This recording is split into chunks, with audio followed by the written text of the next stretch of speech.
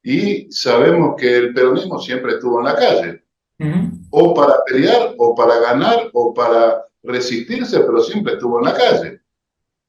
Entonces, una campaña como la que hemos hecho en este momento me parece que no fue la más apropiada. Por otro lado, creo que no supimos responder a determinadas cuestiones. No se puede, en ningún país del mundo, se puede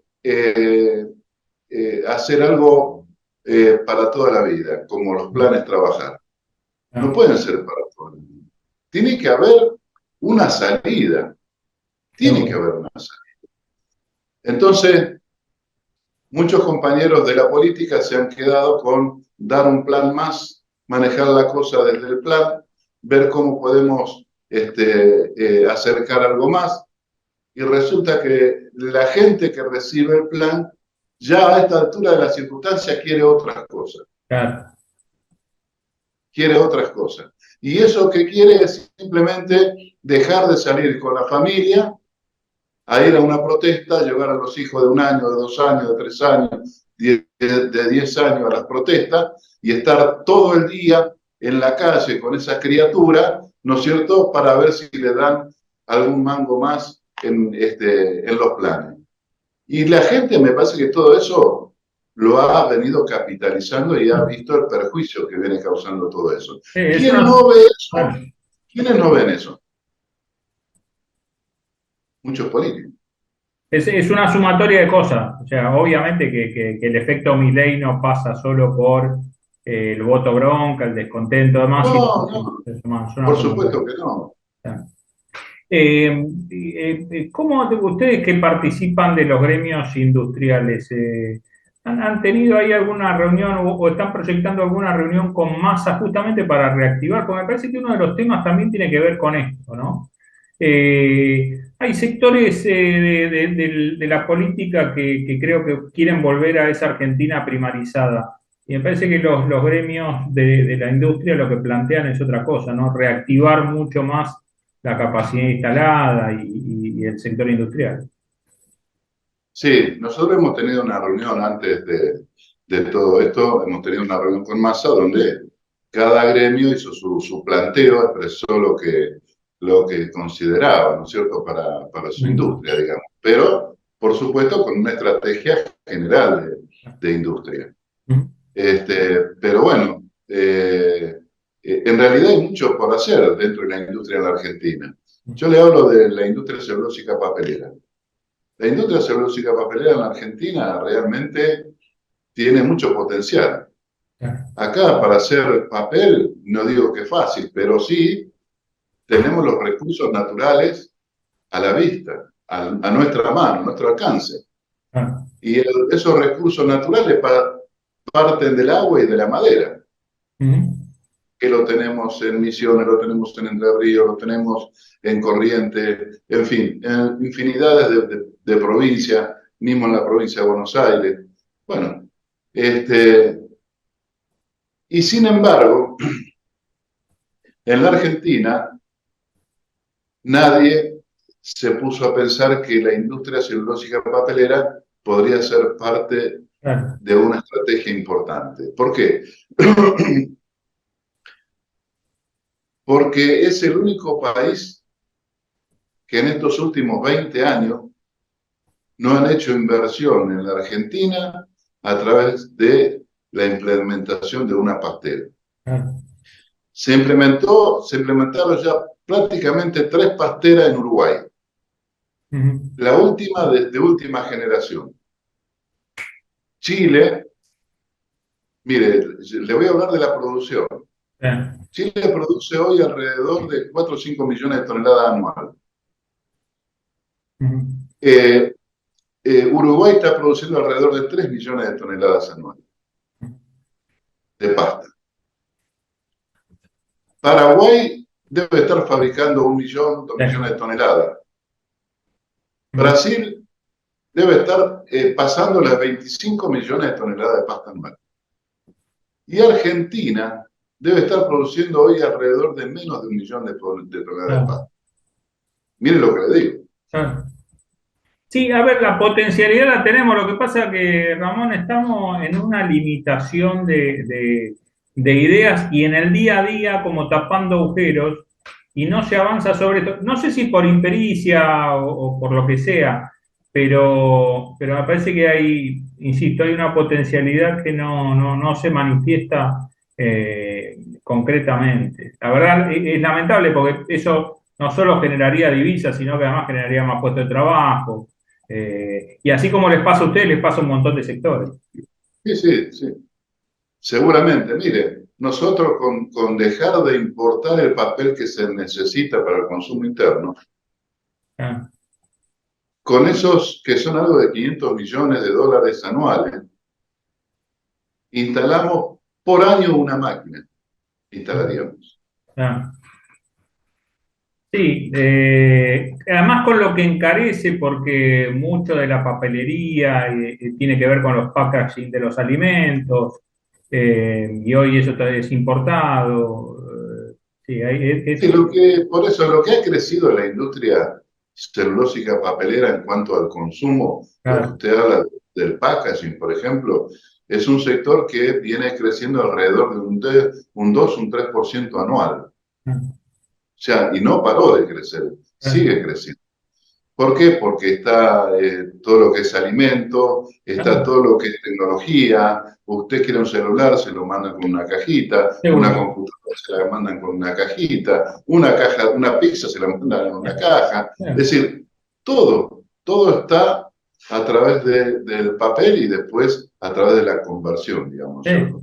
sí, Y en eso de la conversión, digamos, la industria papelera en Argentina en su momento, en los 60 fue muy fuerte, participaba del ABC, que se llamaba, que era Chile, Argentina y Brasil. sí.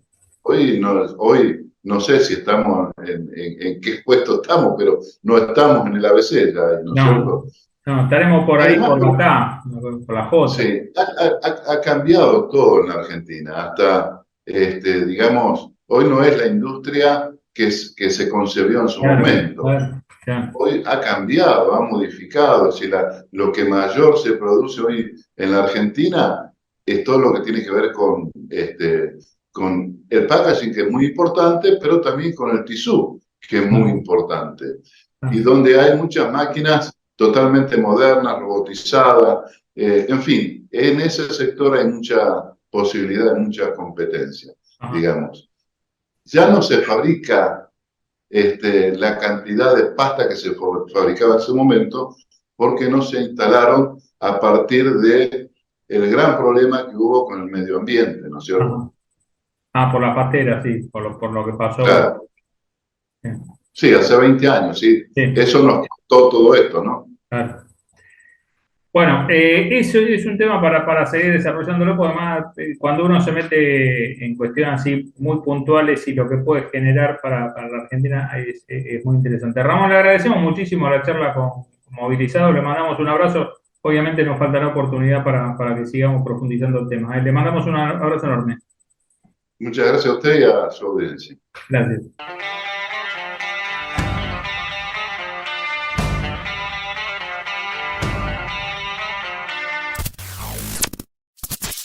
Cuando puedas viajar, la Posada Morada dos Ventos te espera en Pipa, la mejor playa del nordeste de Brasil, única por su bahía con delfines. 12 exclusivos departamentos estilo bungalows totalmente equipados sobre una pequeña colina con suave brisa constante en un predio de 5.000 metros cuadrados.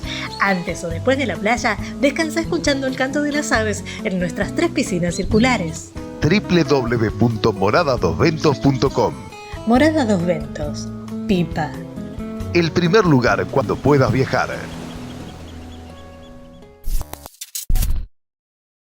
Muy bien, estamos con Luis Cáceres, secretario general de la Unión Obrera Ladrillera. ¿Qué estamos, Luis, de viaje? ¿Estamos Sí, volviendo? estoy volviendo de Capital para San Miguel.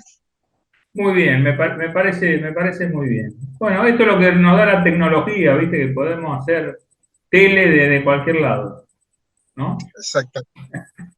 Bueno, fue el Día del Ladrillero, saludamos, mandamos saludos para toda la familia ladrillera, que lo festejaron ahí en un acto muy lindo, ¿no? Contame un poco, Luis, estuvo la ministra y no la ministra Kelly Olmos. Sí, el día nuestro día fue el 21 de agosto, que estuvimos en Santa Fe y Entre Ríos compartiendo ahí con la familia ladrillera, y el sábado pasado, el 26, en el camping de la UOCRA, que está ahí en el Camino de Cintura, Ujú. festejamos con las compañeras y los compañeros acá digamos, de Buenos Aires, y nos acompañó la ministra de Trabajo, Kelly Olmos.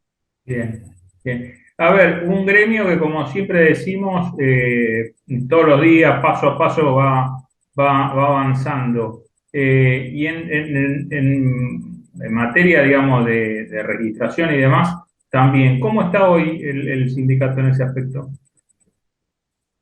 Venimos en las fábricas ladrilleras, por nosotros siempre Sí.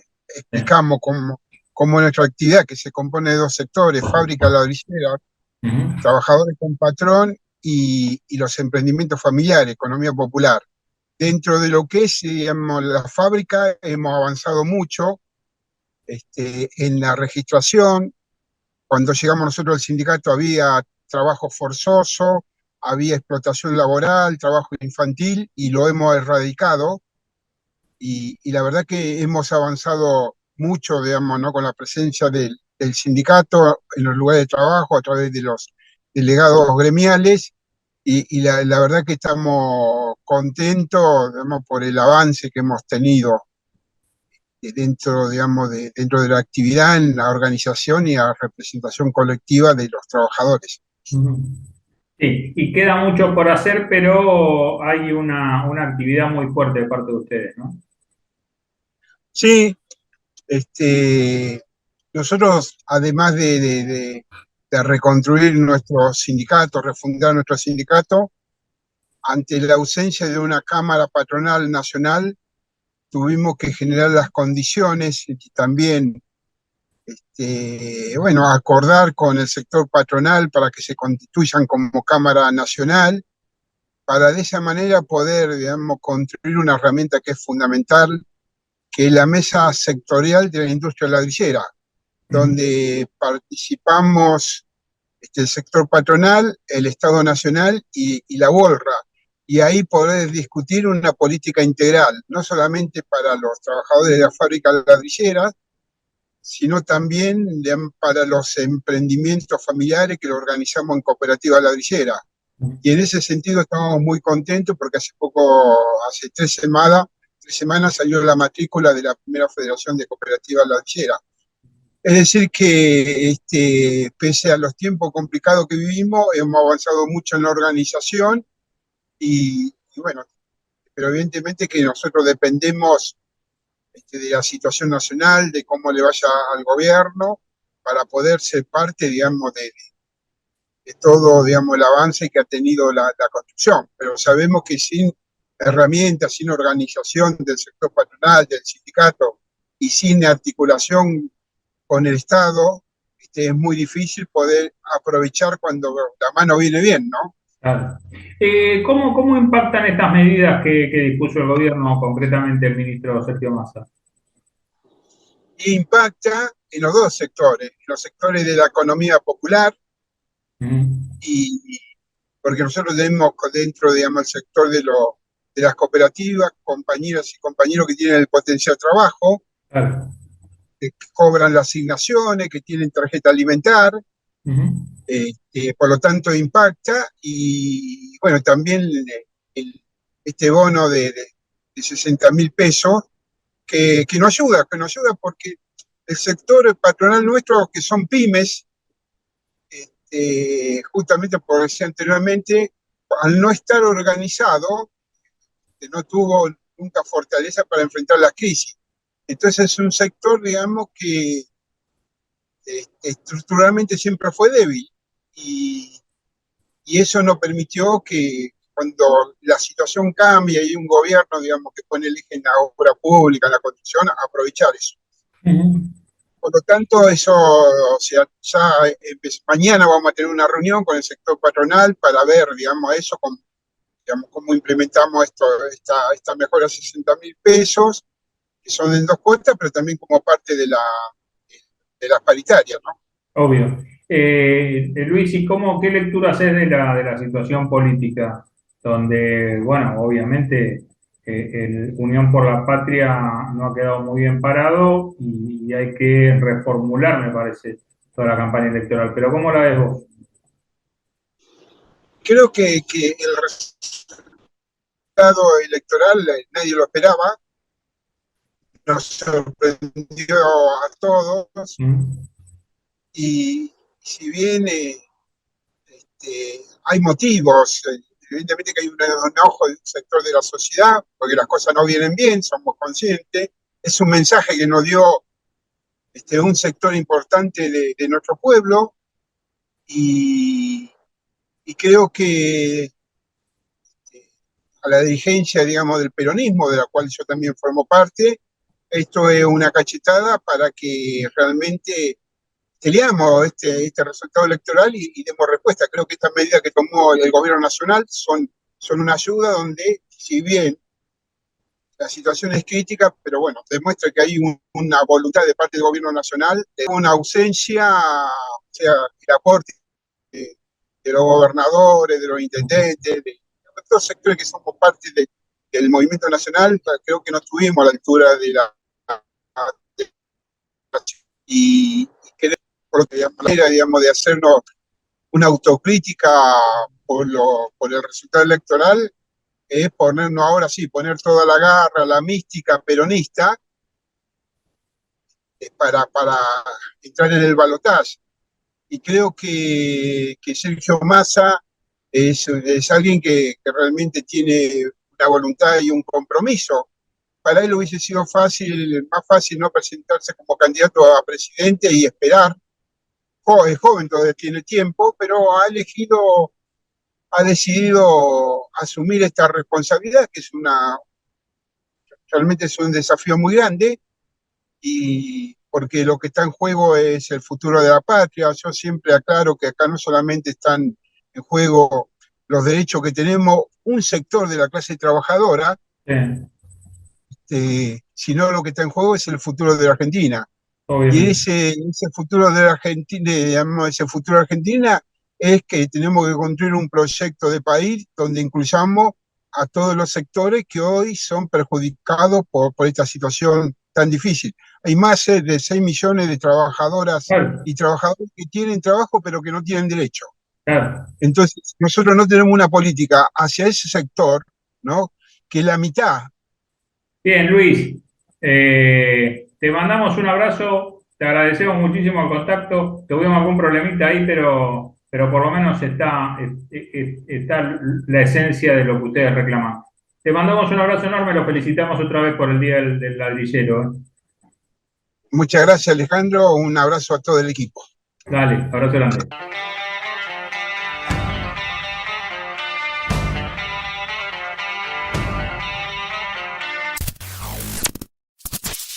Gracias por acompañarnos. Nos pueden seguir en www.conciliacionobligatoria.com. Ahí tenemos la mejor información, reportajes de Sin Etiquetas, de La Primera Piedra y de todos nuestros productos. Y obviamente, insisto, actualizamos todos los días. Particularmente me pueden escuchar de lunes a viernes de 10 a 12. Paren un poco con Daniel Malnati en Radio del Plata. Y los domingos ahí estamos haciendo Sin Etiquetas de 10 a 12 por Radio del Plata. Señoras y señores, gracias por seguirnos y por acompañarnos. Chao.